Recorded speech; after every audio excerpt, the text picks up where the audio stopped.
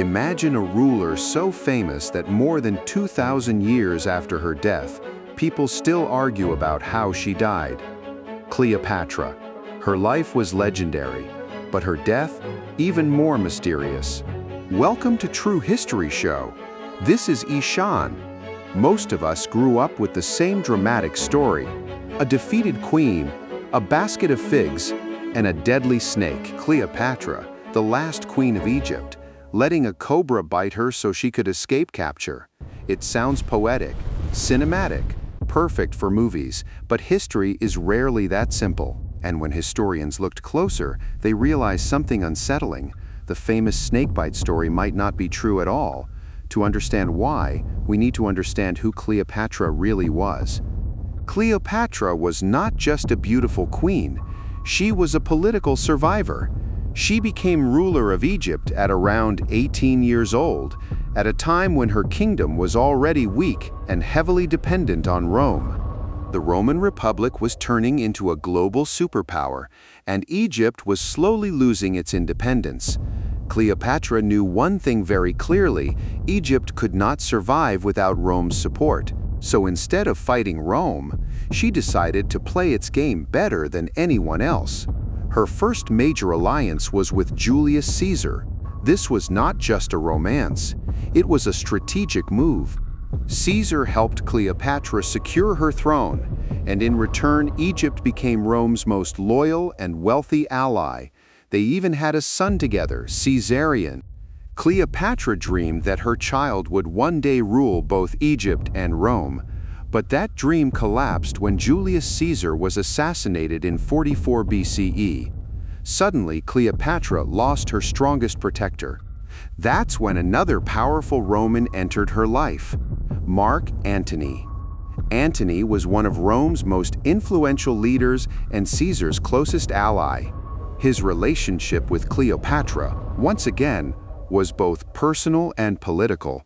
Together, they formed a powerful alliance that threatened the balance of power in Rome. But Rome had another rising star: Octavian, Caesar's adopted son. Octavian was young, cold, and extremely calculating. He understood that as long as Antony and Cleopatra stood together, his own power was not secure. So he did something brilliant and dangerous. He launched a massive propaganda campaign. In Rome, Cleopatra was portrayed as a foreign seductress, a manipulative queen who had enslaved Mark Antony and turned him against Rome. Roman citizens were told that Antony no longer served Rome, he served Cleopatra. This propaganda worked. Public opinion turned against Antony and Cleopatra, and eventually, it led to war. In 31 BCE, their forces faced Octavian's army at the Battle of Actium. It was a decisive moment, and it was a disaster. Antony and Cleopatra's fleet was completely defeated. Their power collapsed overnight. They fled back to Egypt, knowing that Octavian would soon follow. At this point, Cleopatra understood something terrifying. The war was over. Octavian was coming. And if he captured her alive, her fate would be worse than death. In Roman tradition, defeated enemy rulers were taken to Rome and displayed in victory parades. They were shown in chains, humiliated in front of massive crowds, mocked, and then executed. Cleopatra was not just a queen.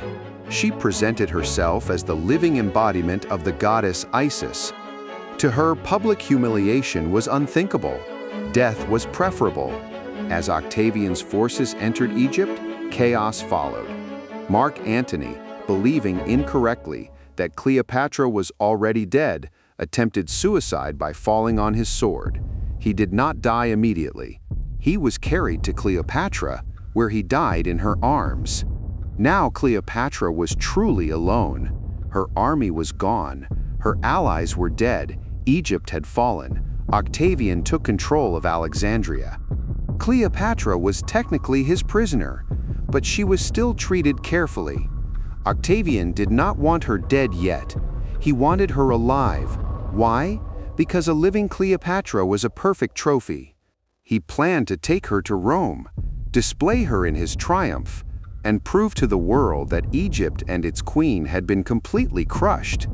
Cleopatra understood this instantly, and she made a decision. She would not be paraded through Rome. She would choose her own death. This is where the famous story begins. According to ancient sources, Cleopatra asked for a basket of figs. Hidden inside was an asp, an Egyptian cobra. The snake bit her, and she died peacefully. It is one of the most famous death scenes in history. But when historians and scientists examined this story closely, it started to fall apart. First problem, cobra venom. Egyptian cobras do have deadly venom, but their bites are not quick or painless.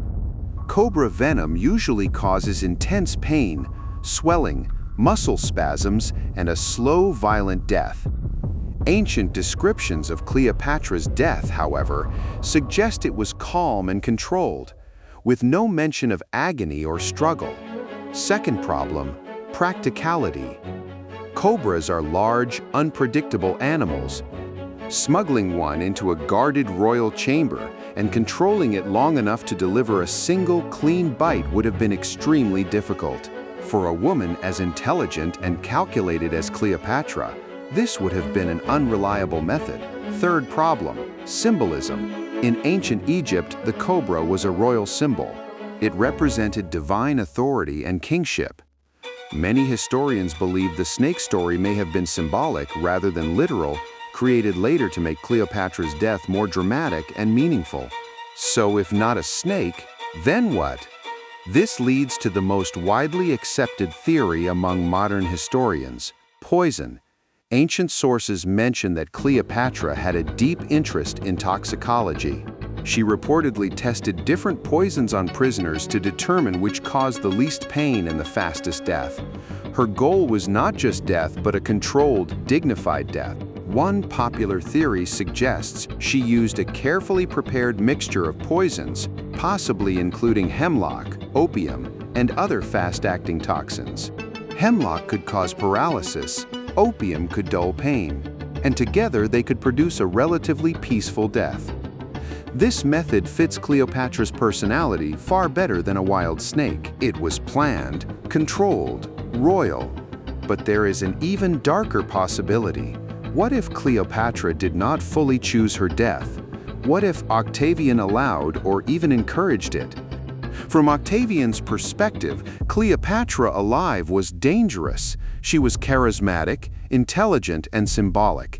Even in captivity, she could inspire rebellion or sympathy. A living Cleopatra could destabilize Rome's narrative of total victory. A dead Cleopatra, however, was perfect. With her gone, Egypt could be annexed without resistance. Octavian could present himself as the man who ended the age of pharaohs. He could rewrite the story however he wanted. There is no clear evidence that Octavian directly murdered Cleopatra. But many historians believe he may have quietly allowed her suicide or turned a blind eye because it benefited him politically, and the benefits were enormous. After Cleopatra's death, Egypt officially became a Roman province. Cleopatra's son Caesarion, the biological son of Julius Caesar and a potential rival to Octavian, was executed. The message was clear: there would be no challengers.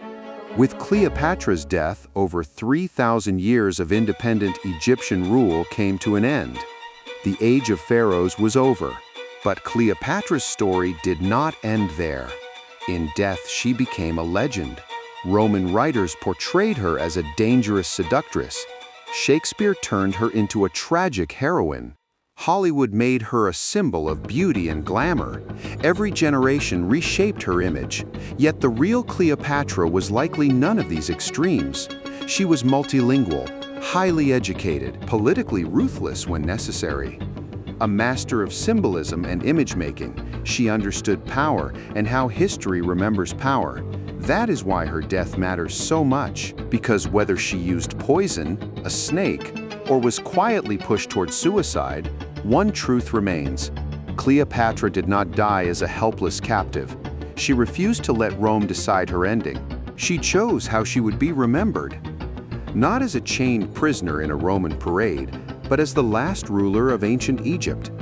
Even today, we may never know the exact method of her death. Snake, poison, or silent political convenience? The final answer may be lost forever, but Cleopatra achieved something few defeated rulers ever did. She controlled her legacy, and in doing so, she became immortal. If you enjoyed the video, please like and share and subscribe to the True History Show. Turn on notifications. See you in the next video.